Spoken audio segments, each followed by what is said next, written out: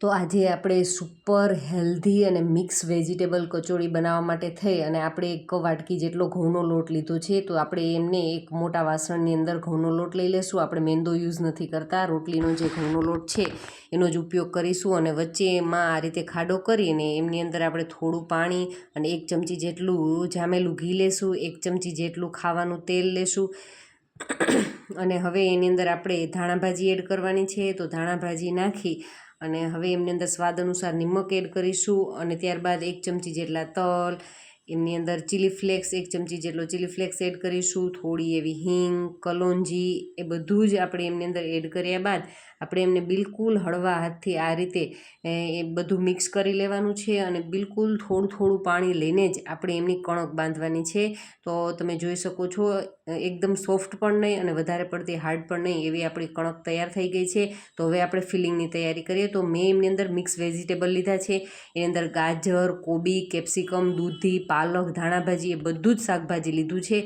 તો હવે આપણે એમને સાતળવા માટે થઈને 1 ટેબલ સ્પૂન જેટલું માખણ લીધું છે અને 1 ટેબલ સ્પૂન જેટલું તેલ લીધું છે. તો બંનેને આ રીતે સારી રીતે મિક્સ કરી અને એ મિક્સ થઈ ગયા બાદ આપણે એમની અંદર 1 ચમચી જેટલો ચણાનો લોટ એડ કરવાનો છે. એ ચણાના લોટને કારણે શું થશે તો કે આપણા જે વેજીટેબલ પાણી છોડશે એ પાણી એ બધું આપણો લોટ છે એ શોષી લેશે. તો બસ અત્યારે 1 મિનિટ એ રીતે લોટને સાતળી અને આપણું શાકભાજી છે એ મિક્સ કર્યા બાદ એમની અંદર મસાલા કરી દઈએ. તો આપણે સ્વાદ અનુસાર એમની અંદર નિમક, લાલ મરચું પાવડર એડ કરીશું, થોડા એવા તલ, કલોંજી સીડ્સ અને એમની અંદર ચાટ મસાલો એડ કરવાનો છે. અને એ થઈ ગયા બાદ ગરમ મસાલો એડ કરીશું અને થોડી એવી આપણે વરિયાળી એડ કરીશું. એમના કારણે એમનો ટેસ્ટ ખૂબ જ સારો આવશે.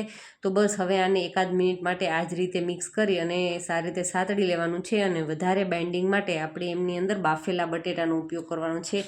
તો આખા જ બાફેલા મેં બટેટા લીધા છે અને બસ એમને હાથથી આ જ રીતે મસળી લેવાના છે અને સારી રીતે એમને આપણે મિક્સ કરી લેવાના છે. તો બધા શાકભાજીની અંદર આપણા બાફેલા બટેટાને સારી રીતે મિક્સ કરી લેશું એટલે આપણો જે ફિલિંગ માટેનો જે મસાલો છે એ રેડી થઈ જશે. તો આપણે ઉપરથી આપણે ધાણાભાજી એમાંની અંદર નાખી અને આપણો મસાલો એકદમ સરસ તૈયાર થઈ ચૂક્યો છે. હવે તો એની સાથે ખાવા માટેની ચટણીની તૈયારી કરી લઈએ.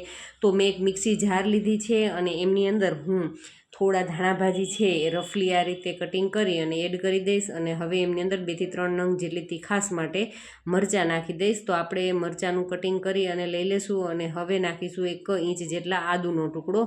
તો આદુનો ટુકડો આની અંદર આપણે નાખ્યા બાદ હવે આપણે એમની અંદર એડ કરીશું સેવ, જેના કારણે એમનો ટેસ્ટ ખૂબ જ સારો આવશે. તો સ્વાદ અનુસાર નિમક અને ગળપણ અને ખટાશ માટે આપણે ખાંડ અને લીંબુનો ઉપયોગ કરીશું.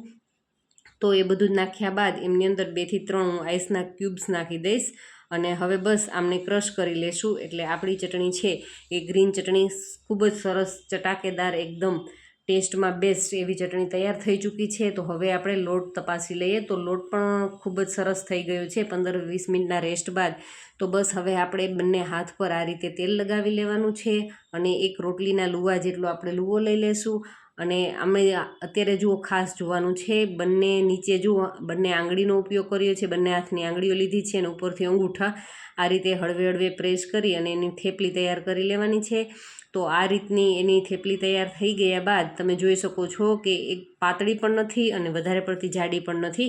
તો એ રીતનું તૈયાર થઈ ગયા બાદ આપણે જે ફિલિંગ તૈયાર કર્યું છે તો 1 ચમચી જેટલું હું ફિલિંગ લઈ અને બસ આ રીતે જેવી રીતે ગોળ બોલ હોય એવો આપણે બોલ તૈયાર કરી લેવાનો છે. અને જે આપણે થેપલી તૈયાર કરી હતી એની અંદર આપણે આ બોલ રાખી દઈશું અને બસ અંગૂઠાની મદદથી આ રીતે પ્રેસ કરવાનું છે. અને 2 આંગળી અને અંગૂઠાનો ઉપયોગ કરી અને ઉપરથી આપણે સારી રીતે ફિલિંગને એમની અંદર કવર કરી દેવાનું છે. તો એકદમ જ એ સારી રીતે કવર થઈ જાય એનું ખાસ ધ્યાન રાખવાનું છે, નહીંતર એ ખુલવાની સંભાવના રહેશે. તો બસ આ રીતે પેક કરી દેશું તો કોઈ પ્રોબ્લેમ નહીં થાય. તો આ તમે જોઈ શકો છો એકદમ સારી રીતે એ ફિલિંગ છે અંદર આવી ગયું છે. તો બસ હવે અંગૂઠા અને આંગળીઓને મદદથી હળવે પ્રેસ કરી અને ફરતી બાજુથી જુઓ તમે ક્યાંયથી જાડું વધારે પડતું પાતળું એ રીતનું પણ નહીં, એકદમ સરસ વ્યવસ્થિત થઈ જાય બધી બાજુથી સરખું એ રીતની આપણે બધી જ આપણી ટીકીઓ તૈયાર કરી લેવાની છે. તો હવે ગેસની ફ્લેમ ઉપર આપણે મીડિયમ તેલને ગરમ કર્યું છે અને હવે આપણે જે રેડી કરેલી જે આપણી કચોરી છે એ બધી જ આપણે આમની અંદર એડ કરવાની છે. તો એમાં જુઓ, એડ કરતી વખતે જે આપણે ભાગ ઉપરથી પેક કરેલો છે એ ભાગને ઉપર રહેવા દેવાનો છે અને જે સપાટ ભાગ હતો એ નીચે પહેલાં તેલમાં જવો જોઈએ. તો એ રીતે આપણે બધી જ આપણી કચોરીને ફ્રાય કરી લેવાની છે. તો એમને એકદમ આપણે મીડિયમ ટુ લો ફ્લેમ ઉપર જ ફ્રાય કરવાની છે. જો મિત્રો તમને મારા વિડીયો ગમતા હોય તો પ્લીઝ લાઇક કરવાનું ના ભૂલતા અને તમારા ફ્રેન્ડ્સ અને ફેમિલી જોડે મારા વિડીયોને શેર પણ જરૂરથી કરજો. અને અમારી ચેનલને હજુ સુધી સબસ્ક્રાઈબ ન કરી તો પ્લીઝ ચેનલને જરૂરથી સબસ્ક્રાઈબ કરજો. અને હવે જુઓ, એકદમ સરસ ગોલ્ડન બ્રાઉન થઈ ગઈ છે આપણી કચોરી, એકદમ સરસ રેડી થઈ ચૂકી છે. તો આપણે એમને કાઢી લઈએ અને તમે જુઓ, જોઈને કોઈ કહી શકે કે આ ઘઉંના લોટમાંથી બનેલી છે, પણ હા, એ ઘઉંના લોટમાંથી તૈયાર થયેલી આપણી હેલ્ધી કચોરી છે. તો હવે વધેલી બધી જ કચોરીને આ રીતે ફ્રાય કરી લઈએ અને બીજી આપણે જે સર્વિંગ પ્લેટની અંદર સર્વ કરી દઈએ. તો બધી જ કચોળીઓને આપણે સર્વિંગ પ્લેટની અંદર લઈ લઈએ અને એમને આપણે ગ્રીન ચટણી, જે સરસ મજાની ચટાકેદાર એવી ગ્રીન ચટણી રેડી કરી છે, એની સાથે સર્વ કરી દઈએ. Thank you for watching my videos.